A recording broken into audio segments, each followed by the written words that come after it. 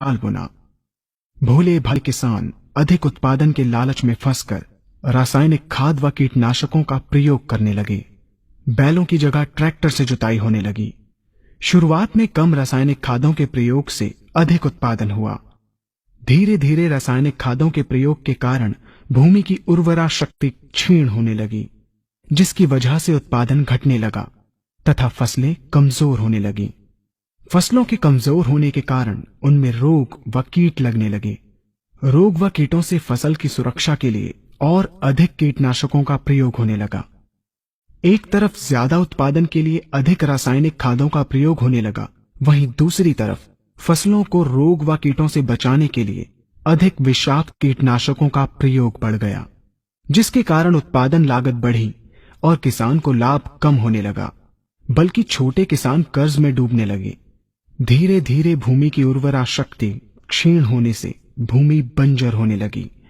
रासायनिक खाद व कीटनाशकों के कारण खाद्यान्न भी विषाक्त हो गए तथा जलवायु भी प्रदूषित हो गई, जिसके कारण मानव पशु पक्षियों के स्वास्थ्य पर प्रतिकूल प्रभाव पड़ा, जिसका परिणाम आपके सामने है। मानव स्वास्थ्य पर रासायनिक खादों के पड़ने वाले प्रभाव को आप ऐसे समझें। जब किसान फसल में रासायनिक खाद डालता है तो रासायनिक खाद में उपस्थित विषाक्त रसायन जल में घुलकर सबसे पहले जल को प्रदूषित कर भूमि के अंदर उपस्थित केचुए व सूक्ष्म जीवाणुओं को मार देता है। ये बात सभी किसान अच्छी तरह से जानते हैं कि केचुए व अन्य सूक्ष्म जीवाणु भूमि की उर्वरा शक्ति को बढ़ाने के लिए अति आवश्यक होते हैं। विषाक्त रसायन के कारण इनकी मृत्यु हो जाने से भूमि की उर्वरा शक्ति नष्ट हो जाती है तथा भूमि कठोर होकर बंजर होने लगती है। रासायनिक खादों के विषाक्त रसायन पानी के माध्यम से अन्य खनिजों के साथ फसल के अंदर पहुंचकर फसलों को विषाक्त बना देते हैं।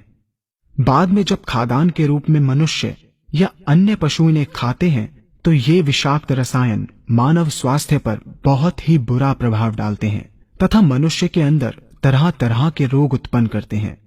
जब हम जैविक खाद का प्रयोग भूमि पर करते हैं तो जैविक खाद पानी में मिलकर पानी को प्रदूषित नहीं करती। जैविक खाद भूमि के अंदर उपस्थित उर्वरा शक्ति को बढ़ाने वाले जीवाणु तथा केचुओं की संख्या को तीव्रता से बढ़ाती है, जिससे भूमि की उर्वरा शक्ति बढ़ती है तथा भूमि छिद्र युक्त एवं भुरभुरी हो जाती है, जिससे वायु और प्रकाश भूमि के अंदर गहराई तक प्रवेश करते हैं, जिसके कारण भूमि में तापमान एवं आर्द्रता का संतुलन बना रहता है और फसलें मजबूत होती हैं। जैविक खाद में विद्यमान तत्व खाद्यान्न के माध्यम से मानव व पशु पक्षियों के शरीर में पहुंचकर स्वास्थ्य लाभ पहुंचाते हैं। जैविक खादों के प्रयोग से फसलें अच्छी और मजबूत होती हैं, जिसके कारण उन पर रोगों एवं कीटों का ज्यादा प्रभाव नहीं पड़ता। यदि किसी प्राकृतिक कारणवश कीटों व रोगों का प्रभाव अगर पड़ता भी है तो गौमूत्र एवं औषधीय वनस्पतियों के घोल के छिड़काव करने से फसलों को रोग एवं कीटों से बचाया जा सकता है। गौमूत्र एवं अन्य प्राकृतिक औषधियों के मिश्रण के छिड़काव से फसलों का कम लागत में बचाव हो जाता है तथा वातावरण पर भी कोई दुष्प्रभाव नहीं पड़ता।